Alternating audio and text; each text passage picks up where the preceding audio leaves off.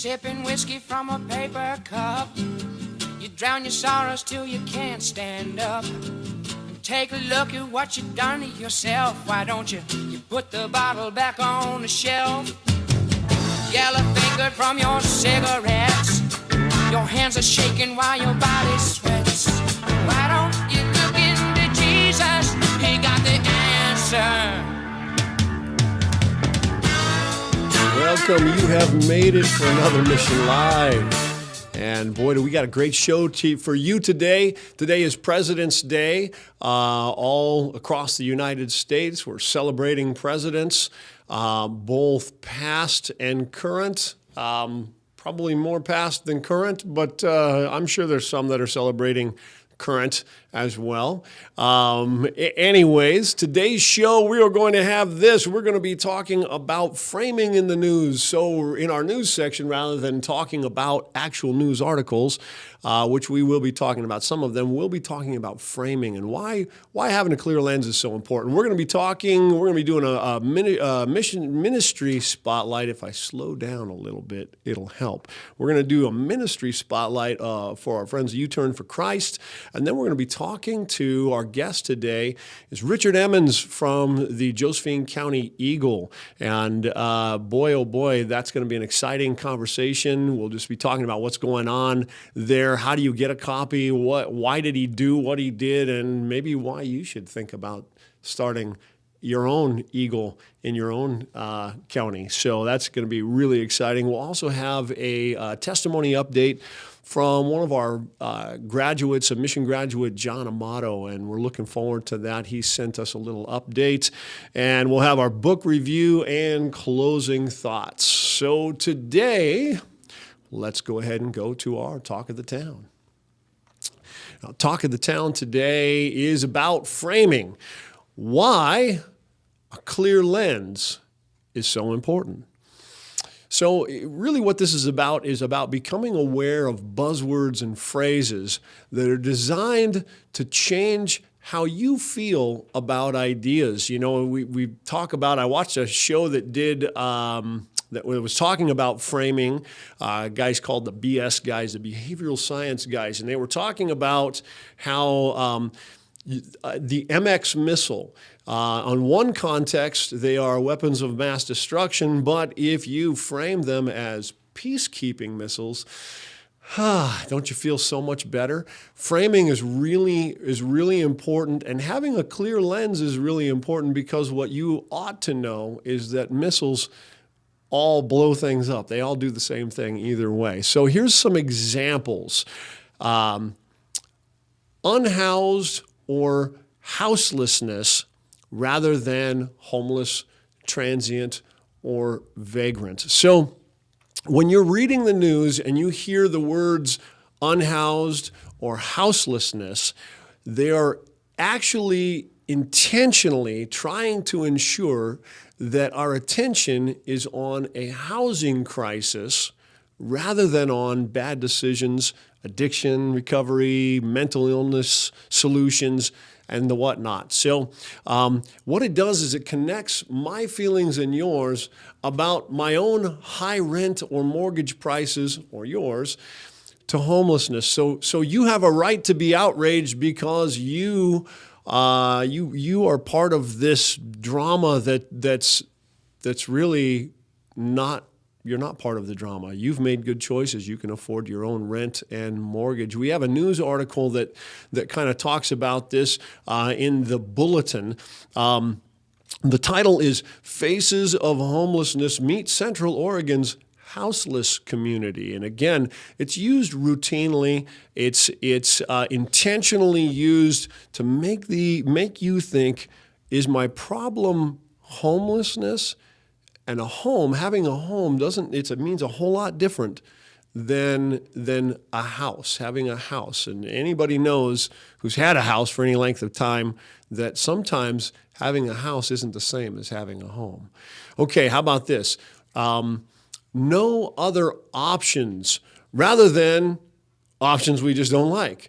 So the purpose that they use in saying there's no other options is to diminish existing options and set the stage for demanding taxpayer-funded options. So here's an example, and this was used in a JPR article, Jefferson Public Radio article, where actually what they're doing is they're quoting the judge from the Ninth Circuit Court of Appeals in the lawsuit against both Boise and in the lawsuits against Boise and against Grants Pass. And it says this: as long as there is no options of sleeping indoors, the government cannot criminalize indigent homeless people for sleeping outdoors on public property on the false premise that they had a choice in the matter. Okay, and the argument is, and this is from that was from Ronald E. Bush, the court's chief magistrate judge, who wrote in the ruling. Now, the problem with this is that they're making it seem like there are no other options. In the meantime, there are gospel rescue missions everywhere who have plenty of room in their programs, and most gospel rescue missions that I've talked to in the state of Oregon are at about half their capacity. Okay, and somewhere at half or maybe even less than half. Now, this didn't always used to be, but suddenly has been in the last 3 or 4 years. And again, when they say, well, there's no other options, well, sure there are. There's gospel rescue missions. Oh, but those guys have rules and they're Christians. And you go, okay, but that didn't change what I just said. There are other options. They're just not ones that you like. And that's part of the thing. You can't just decide arbitrarily that this option isn't an option because Christians are offering it, or because there are rules to make the place safe, which leads us really to the next framing: low or no barrier shelters.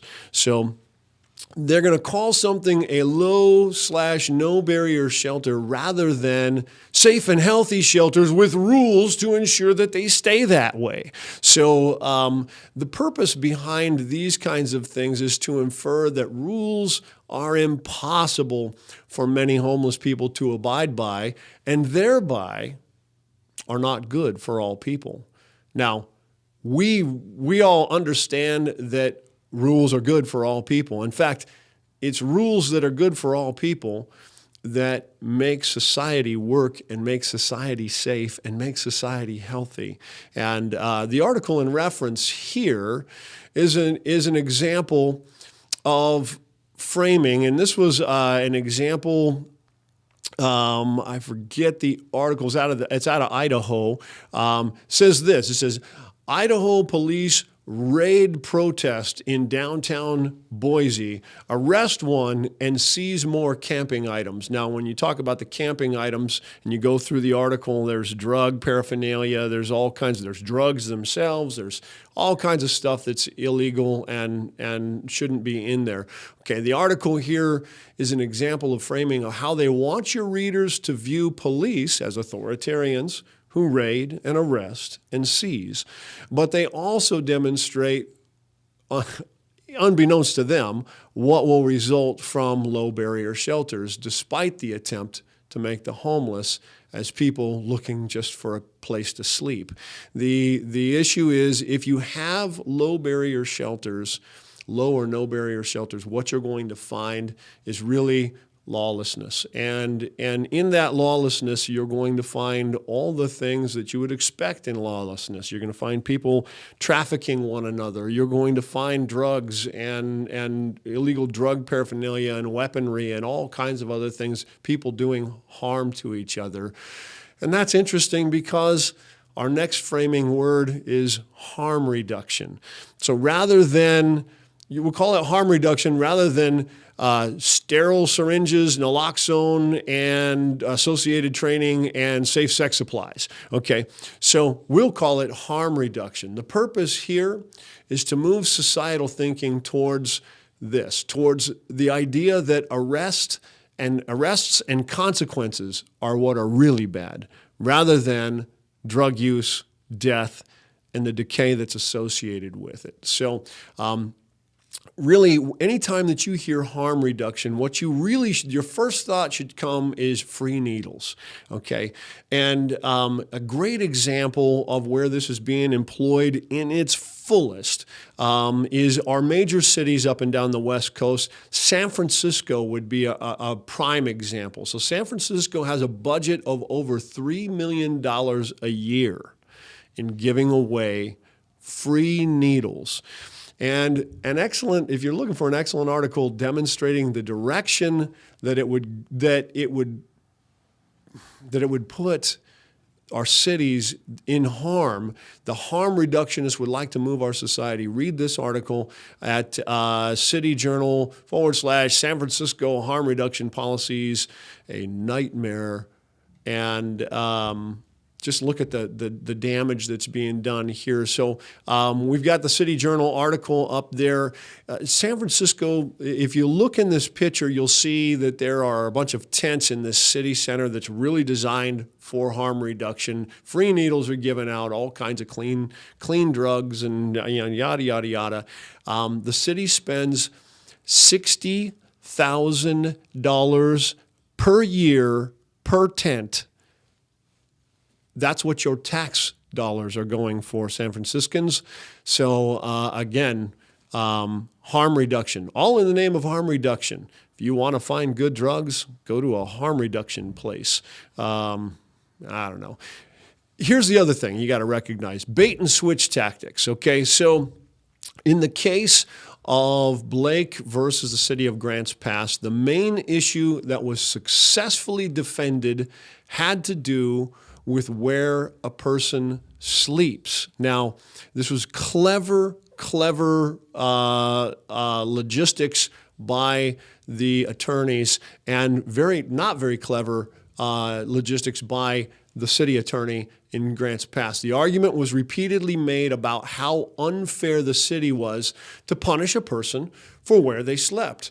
The argument should have been countered by saying that no one is afraid of having their children cut on broken sleeping people while being raped while jogging by someone sleeping on a park bench. No one is outraged by vandalism that people make in their sleep in our parks, or by the drugs sold by narcoleptics on our freeway exits.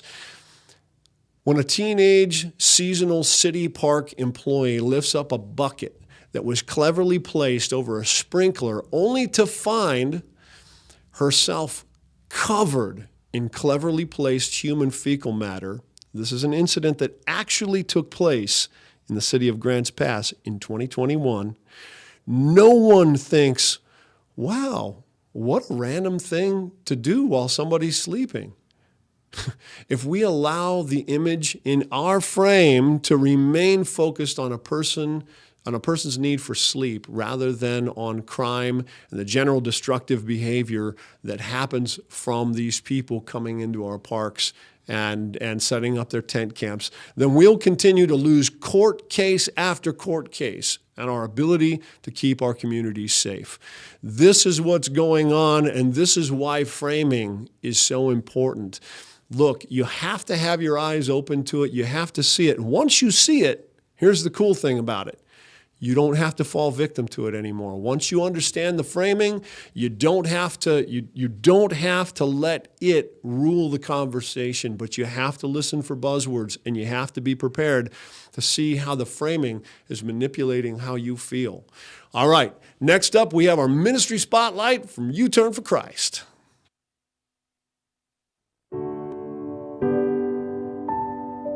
My name is Kevin Darr. I'm the senior pastor with U-Turn for Christ.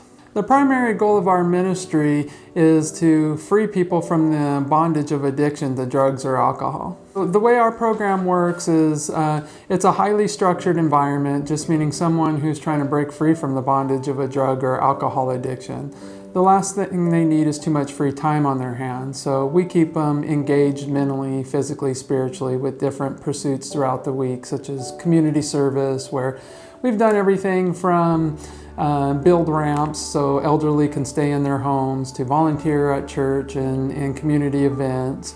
Part of the reason we do that is addiction becomes such a selfish pursuit that we teach them the blessings of esteeming others above themselves and serving something larger than themselves.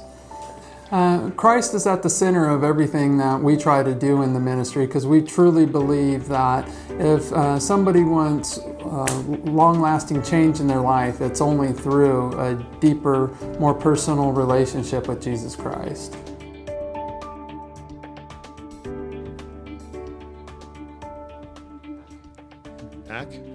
We are back.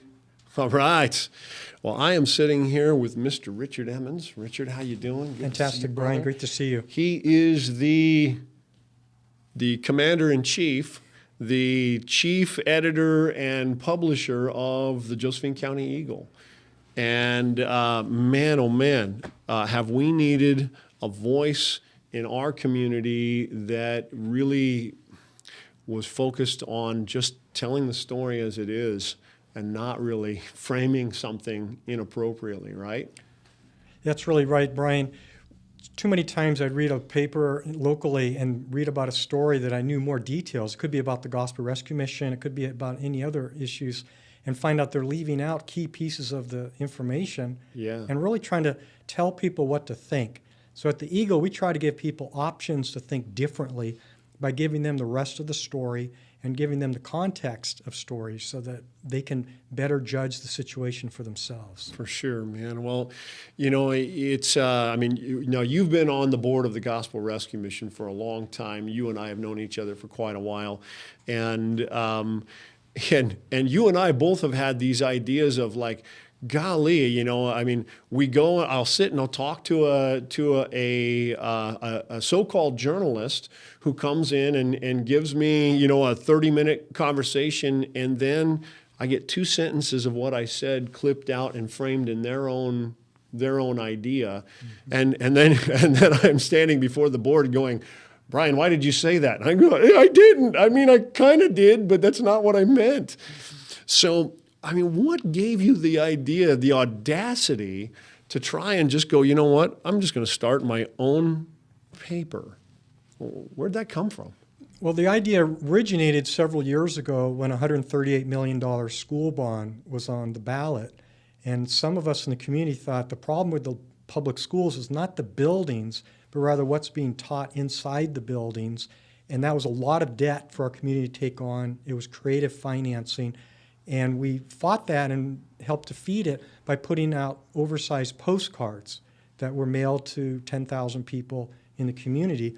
A year later, they came back with another school bond. We did the same thing with the postcards and helped defeat that school bond. Then in January of 2021, just a year ago, another school bond was going on for the other district in the county. And this is all in the time of school shutdowns and the economy was shut down. And it was like, this is the last thing we need to bring on this local economy is an $81 million school bond. This time we thought and kicked around some different ideas, and the idea of a newspaper as a permanent platform that we can help to get the message out there on numerous issues about what's going on in Josephine County and really build a business around a newspaper. And that really was the beginning of the idea, and we did a lot of thinking, a lot of work, a lot of study to come out with our first issue, which was May 1st of 2021. Wow. So, I mean, it's great. The news media in general, you know, I don't know what kind of, you know, we can call them mainstream or whatever, but, you know, they have had kind of a chokehold on the voice. They've had a chokehold on what gets to be said and how it gets to be said. And so bottom line was, if you can buy the voice, you can have what you're wanting said to be the only voice out there, right? So what you've done here is presented another opportunity for a different voice. And that's phenomenal. How's it going so far? I mean, are you getting pretty good reception, you think? Oh, yeah. The response has been very, very positive, very, very encouraging. We launched it by sending the Eagle to every household in Josephine County to let them know we exist. Sure. We now, I want to say survive, but survive and thrive based on subscriptions, on advertising, and on support from people in the community that want to see the Eagle go bigger. Sure. And really, really have a bigger impact. So all in all, it's going really well. It's like any other startup business. You don't know what you don't know, but you jump in, and every leap of faith, every startup business is a leap of faith, just like starting Mission live TV show is a leap of faith. Right. You walk by faith, not by sight, and that's part of this newspaper. Well, that's kind of, in a world of social media right now, which is kind of the angle that we've gone, is we recognize so many people are actually on social media, paying attention to social media, getting their news from social media and everything. We thought, well, let's get in that game and get our voice out. Why did you decide a newspaper? Well, in part because newspapers are protected by the First Amendment. I mean, they've been around for hundreds of years. Yep. There's only one newspaper in town that really focuses on news at the time, so it's a way to counter that narrative, that story, the way it's being told.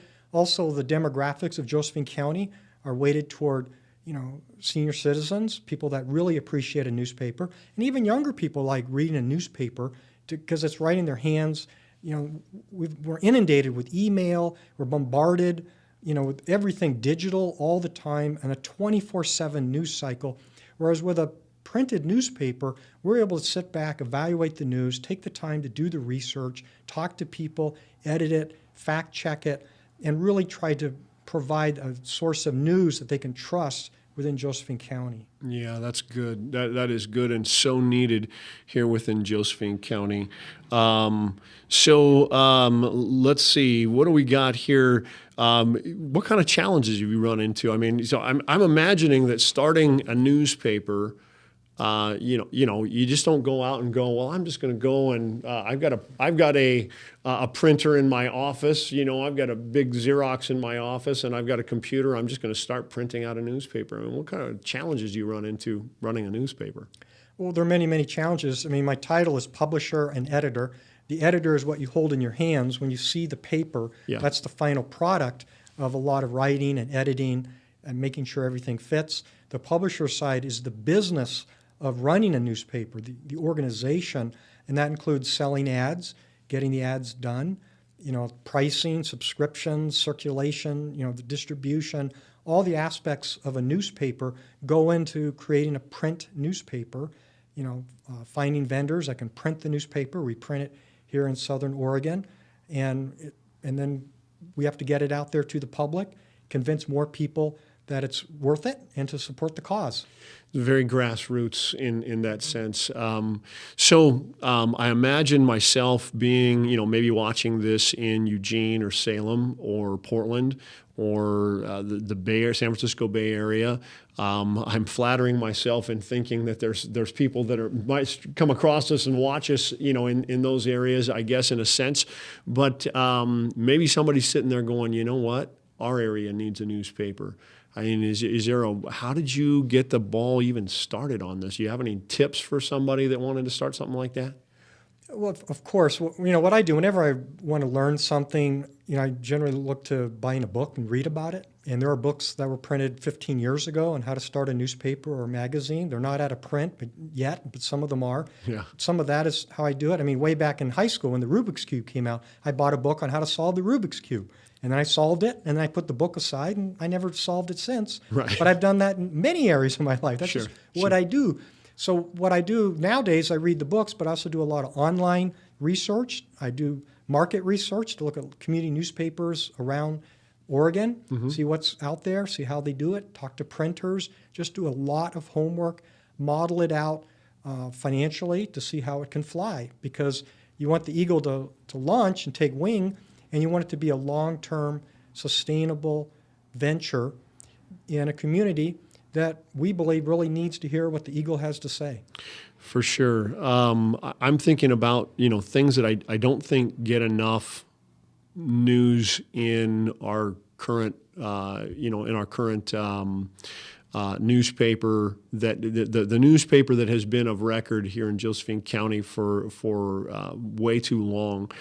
Things that I just, you're not hearing anything out about, like really what's going on in public schools and the damage that's going on from both critical race theory and just this massive push to indoctrinate our kids into kind of this bizarre sexual ideology and stuff.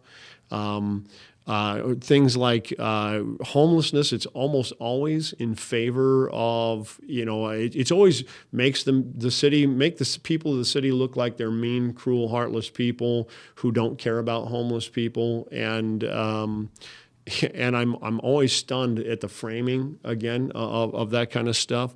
The absolute devastating effects of Measure 110 and the related legalization of marijuana, I don't see any of that being published.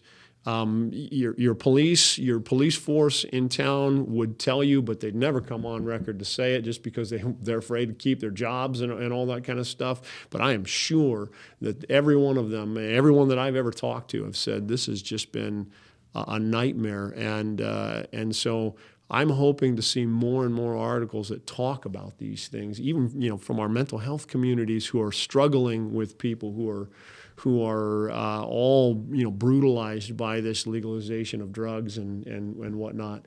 And I just think that these are some great articles that you guys take on and cover kind of the hard stuff. I mean, it takes courage. Yeah, it does. In fact, it's kind of, I smile when you say take on the hard news, because when we pull the paper together, and it's like creating a jigsaw puzzle, and each of the pieces are different sizes, the ads and the articles, and then there's no box lid. And my wife is a very talented graphic designer. She's our design editor, and we make it all fit together. But there are times she says, well, Richard, we covered X, Y, and Z, all negative stories in a sense, but these are what people need to hear. So we do try to have a mix of news with positive news interspersed with the more heavy stories that are hitting us. I mean, the last 2 years with the COVID-19, both the virus, the illness, but the lockdowns, which are separate from that, the reaction of many governors, including our own, to shut businesses down, to shut schools down, to shut church on Easter, of all things, with this quest of trying to control adults and preventing them from doing what they think is best. The irony of living in a state where you can easily buy heroin or you can buy LSD, but you can't buy ivermectin, if you want to. I mean, where's the irony lost in that? So it's incredible. So those are all stories being told. The impact of gender studies is hitting the public schools. People that graduate as recently as 4 or 5 years ago from high school, or their children graduate 4 or 5 years ago from high school. It's a different world now. For sure. What's being taught now it's just would blow your minds. And if you saw it, and I've seen some of what's being taught, it is unbelievable how they're indoctrinating children as young as 5 years old. And what they teach about, just as an example, the family, they teach that, you can have a mom and dad and kids. That's one way to have a family. Or it could just be a single mom or a single dad. Or it could be 2 moms or 2 dads. These are all families. Right. And for, speaking of the homeless, that's like saying, well, that's one way of life. You could live homeless and sleep on a park bench.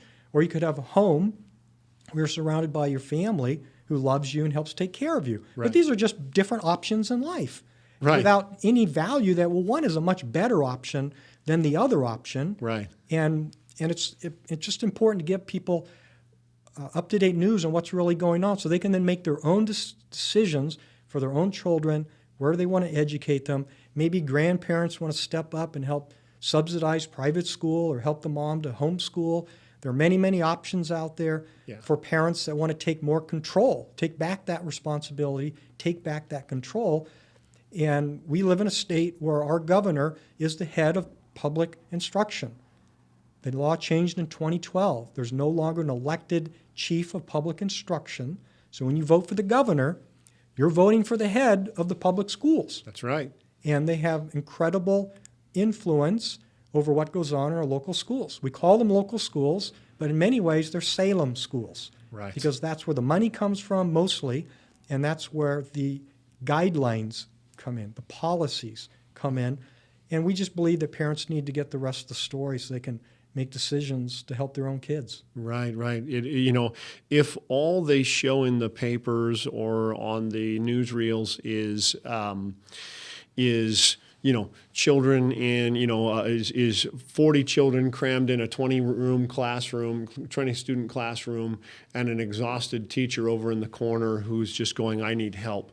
And then they say, so vote for these levies and everything. Then you're going, well, that poor lady, that sounds terrible. Let's get her some help and everything. And what they're not telling you is the reason that lady looks exhausted is because she's terrified to say what's on her mind. She's terrified that the news media is coming in with cameras, and if she misspeaks, she'll be fired. She'll lose her job if she doesn't lockstep with the governor and what the governor says she is to teach. Well, then she is running a risk of losing her job, and boy, oh boy.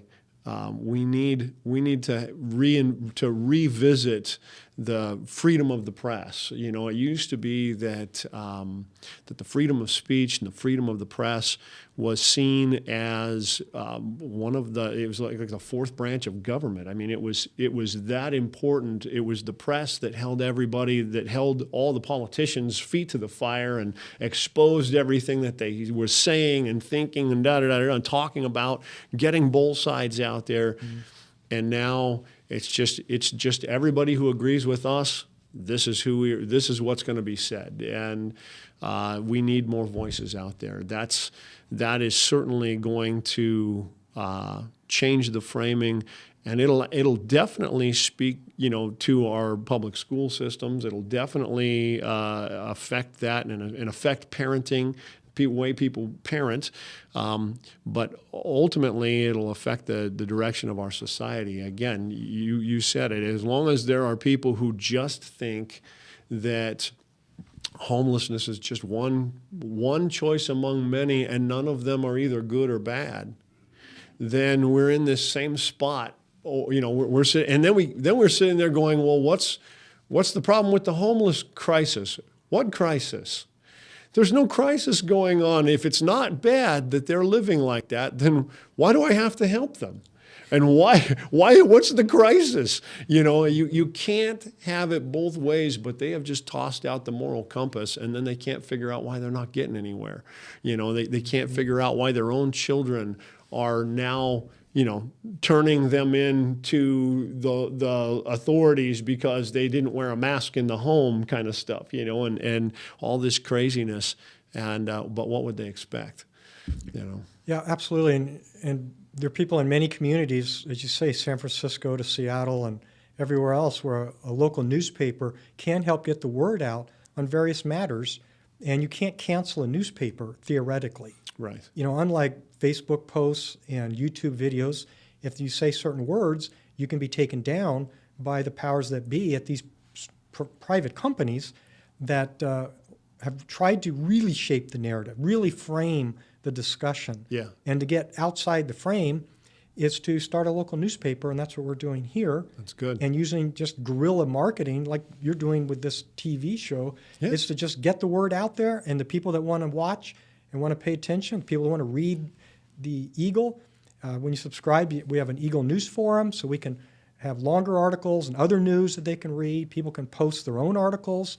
We depend upon citizen reporters that are out and about in the community, and they can share their story, what they see, even in the local parks. What did they see? What's it like to be a mom with a couple kids, and you want to go to Riverside Park like she did when she was young? Right. Went with her mom, and now they don't want to go because it's not safe. And that word, that needs to get out there and remind people that this is how it is right now. Yeah. This is how it is right now, and the taxpayers paid for those parks. They should be able to enjoy those parks, and we shouldn't, handcuff the police so that they can't be, caring to people, but not let drug abuse and the needles and all of the abuse of the freedom that they've been given impact other people here in Josephine County. You know, I've talked to people in Jackson County, Josephine County, Lynn County, Lane County, Marion County, Multnomah County. I've talked to them all throughout the state, Klamath County, and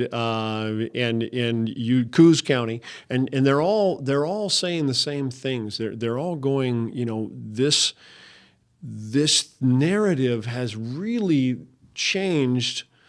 The public discussion on this has really changed dramatically over the last maybe 4 to 5 years, and at first we just thought, here we are in Grants Pass and we're all alone on this, and maybe it's just us. You know, maybe we're really just a bad community, because that's kind of the way it was being filtered down to us.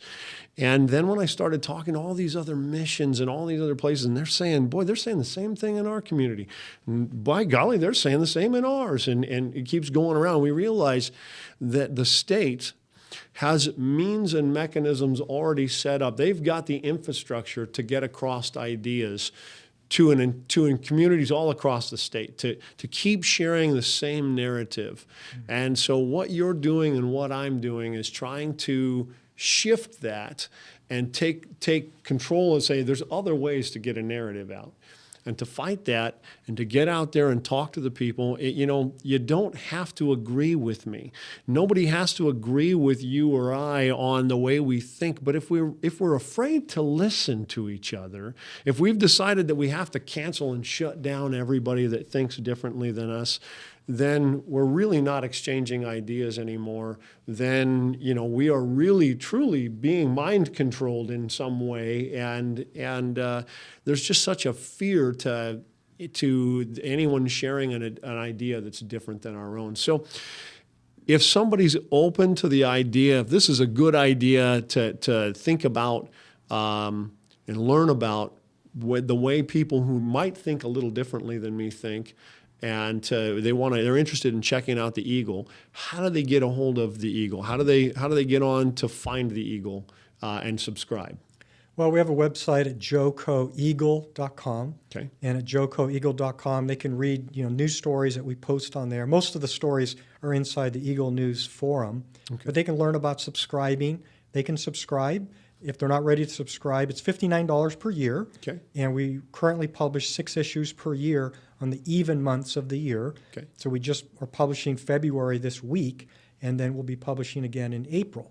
Okay. So they can subscribe for $59 per year and get access to the print edition as well as the Eagle News forum. And then I send out daily Eagle News updates to people on our email list. So if they're not quite ready to subscribe, they can join the email list, and they can join. And get a flavor for what's in the Eagle by just getting the email subscription. That's right. Okay. That's right. Get to know us.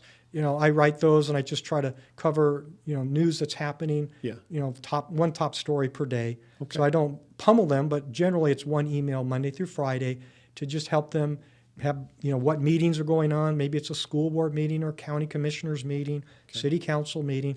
You know, what's going on, and try to share some of that news with my own insights on that article. Okay. So much of it is, you know, trying to find trusted sources of news. Yep. We know we're not infallible, mm-hmm, but we do seek to publish the truth. We have, you know, we edit the articles, we fact check articles, and we do our best to get the news out there so people can trust what they read in the Eagle. And together we can make Josephine County a better place today as well as for future generations. That's great. That's great. Well, I often tease our, you know, my mission residents and even some of our viewers here in saying that the difference between somebody who can't read, who's totally illiterate, and somebody who can read but doesn't is zero. So if you're not reading, if you're not taking up information, if you're not actively reading something, you're no different than somebody who can't do it, who's illiterate and can't do it. And so the gift of reading is so important. It's something that we ought to do. I would encourage everybody, pick up your latest copy of the Josephine County Eagle, and give it a check. Give it a check out. See what you think. I really appreciate you taking the time to come on and talk to us. I think that it's super important for communities all around to think about about what's the narrative that they're getting in and how they can impact that and look for, again, the framing and learn to see it when it's there. So get away from it. So thank you for taking the time, and appreciate you coming in, and we'll probably have you back in the future as we get hot topics coming off the press. Anytime, just give me the call, Brian. All right, appreciate that. So next, we are going to talk to, this is a video that we've had on our website for some time, a graduate from the Gospel Rescue Mission, a good friend, John Amato. Here's his testimony. Check it out. I'm sitting in Riverside Park here in Grants Pass, and I've done a lot of drug deals here. I've done a lot of drugs here. And I find it ironic that I'm here doing my testimony for change in this specific place where drugs used to abound. My name's John Amato, 44 years old, or soon to be. I came here to Grants Pass 4 months ago. It's my 5th time at the Gospel Rescue Mission in Grants Pass. I have failed 4 different times, not including all my past failures that add up to experience in my mind of thinking now. I believe in the power of I am and the fact that we have unlimited potential.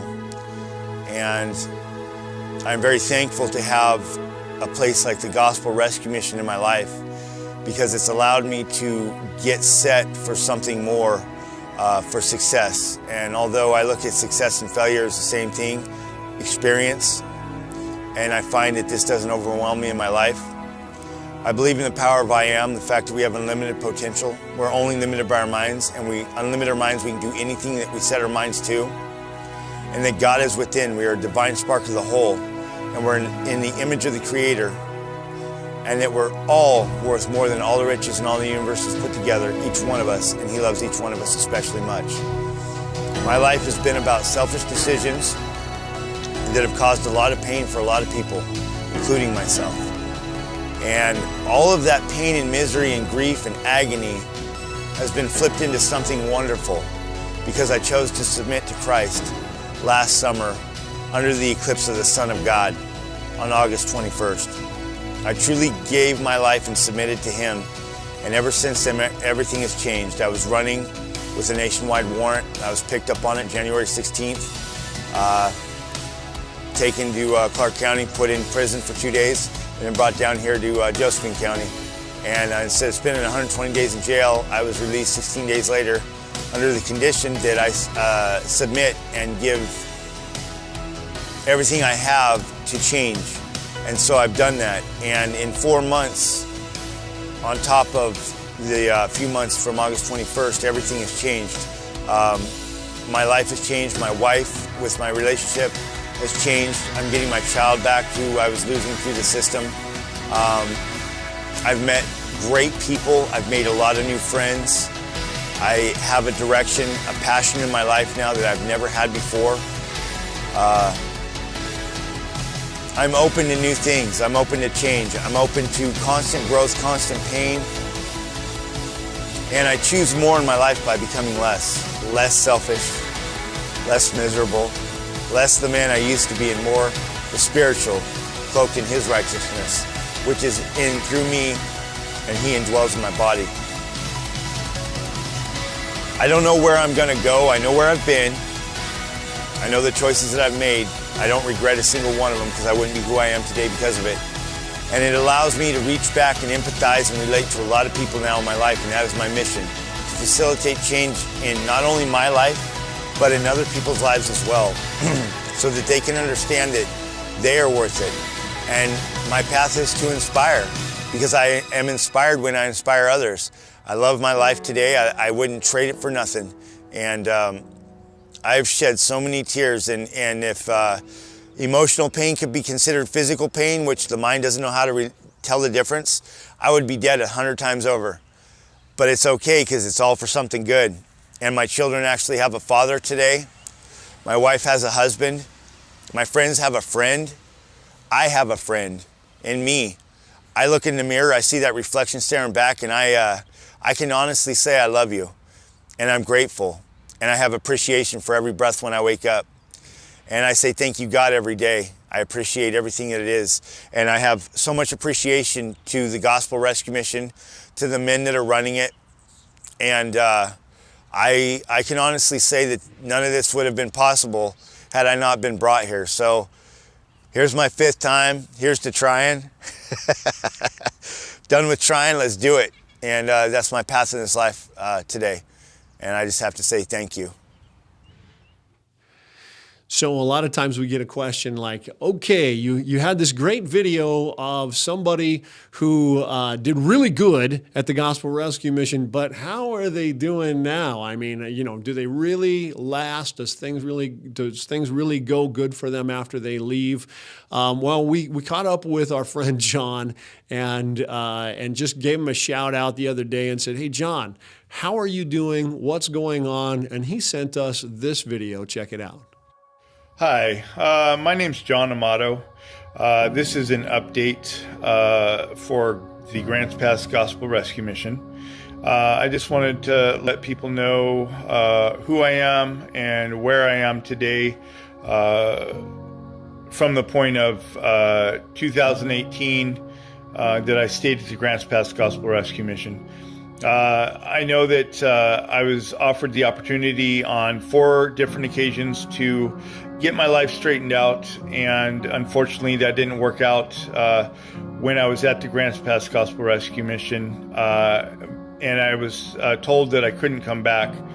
But through the grace of God and the mercy of those at the mission, I was offered one last chance, a 5th time, to see if I couldn't do something with that. So I went ahead and became a member of the rescue mission, ended up becoming an RA, ran a real clean program, built a solid foundation of which Christ Jesus is and was the foundation of.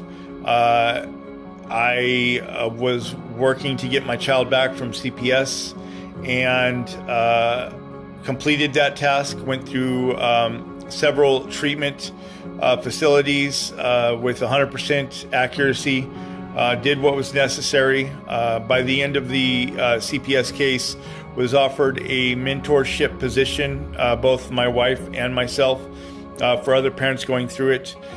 We chose a different route. Today, my wife is a full-time caregiver for her family. She works from home. I am a peer support specialist for Columbia River Mental Health here in Vancouver, Washington on the SUD unit. I am a caseworker, peer support, peer counselor for those that are struggling and in need of resources, referrals, or the counseling piece. I attribute my success 100% to the foundation that was built through my stay at the Grants Pass Gospel Rescue Mission. And I'm very thankful for the staff and Brian Boteller for the opportunity to stay there and get my life straight. Today we are building a business for an automobile dealership to help others who are struggling, who are in sobriety, going through CPS, who are in need of vehicles to help build their credit. We are also in the process of buying a home for ourselves.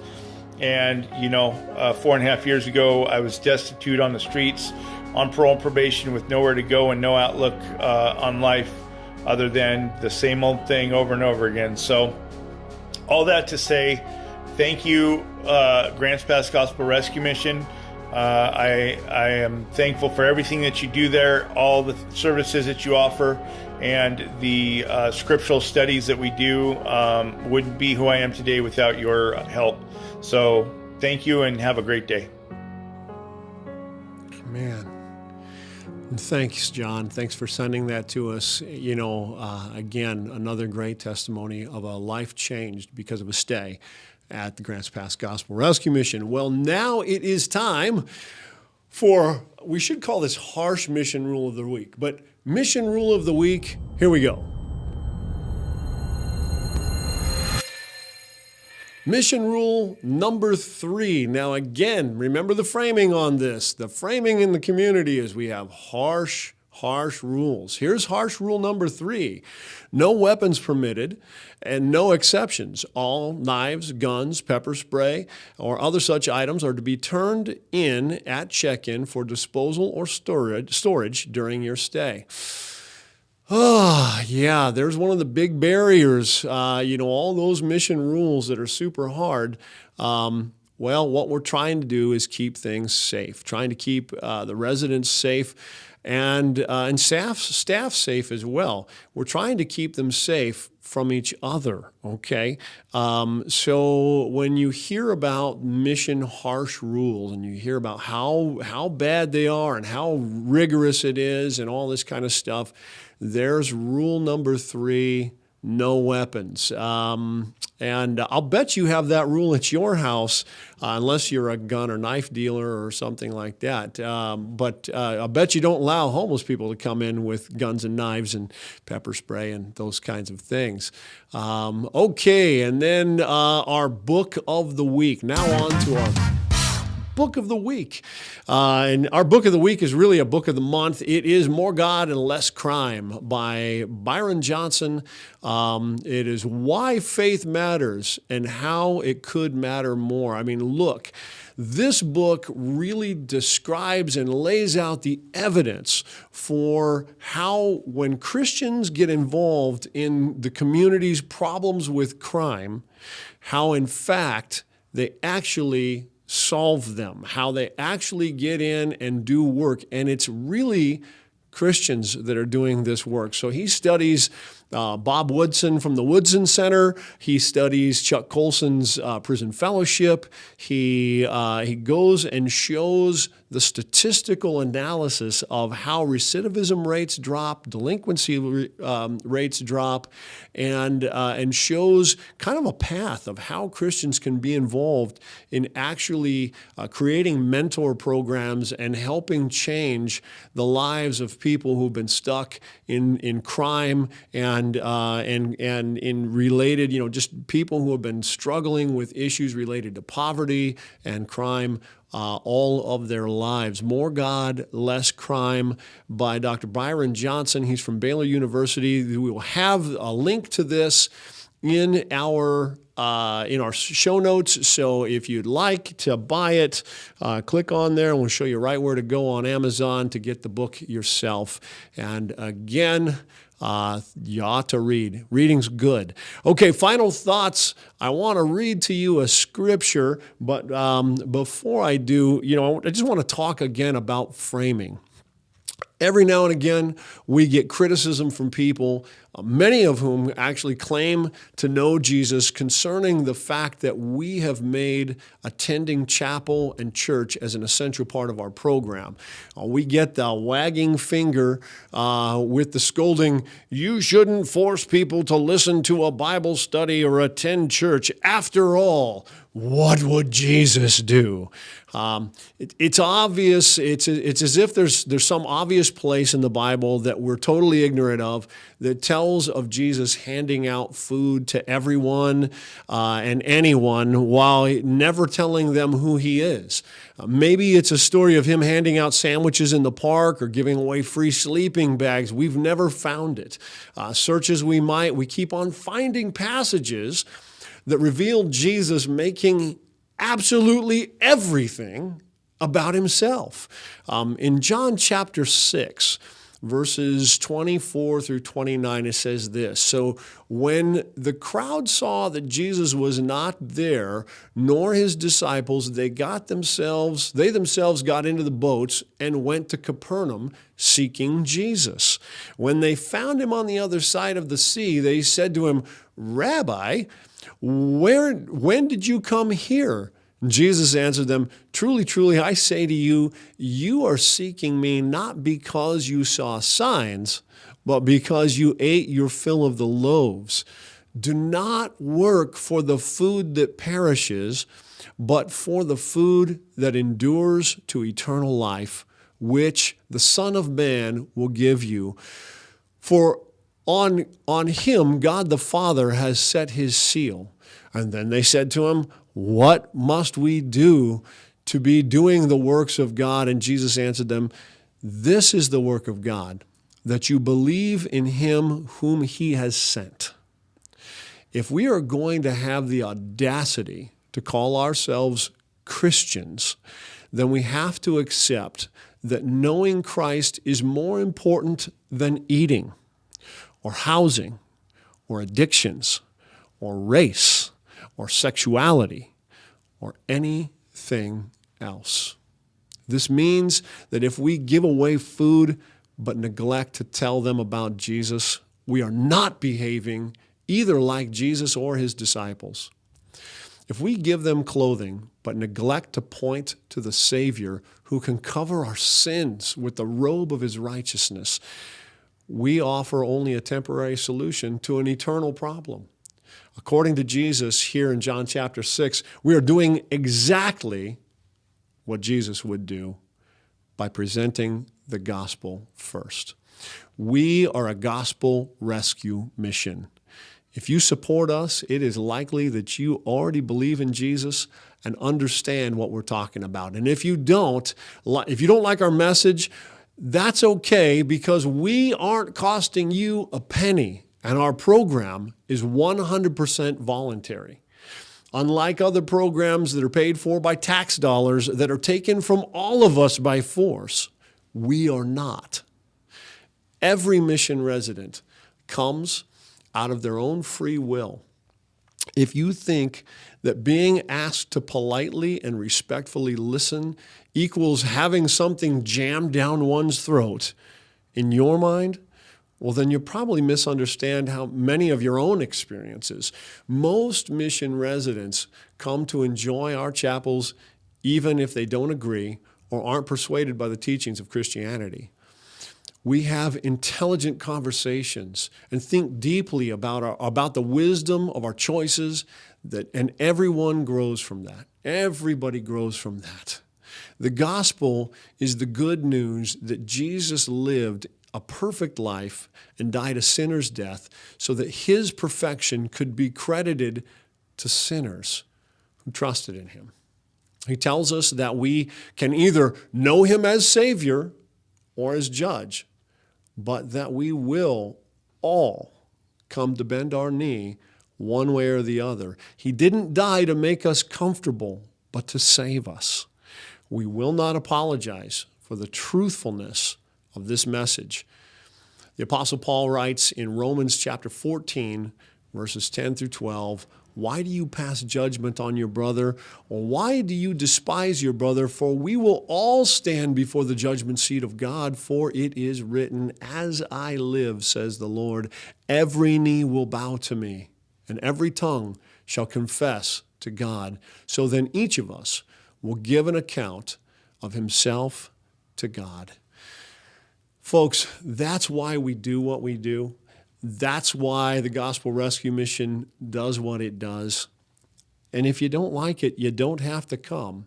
But we as Christians have to tell the Gospel Rescue Mission. There is no part of homelessness, there's no good news to the homeless apart from it. We can make them comfortable, but that's not what we're called to do. Okay, we're made to flourish, and we're made to give glory and honor to our Creator. And the way to do that is to change our lives. The greatest change we ever see are from people who come to faith in Jesus Christ. And so we're going to continue to give that message. We don't treat people who don't any more poorly, or anyone who does any better. We just tell them, because that's what we're called to do. Thank you again for joining us for another episode of Mission Live, and we'll see you next week. God bless you. Have a great day.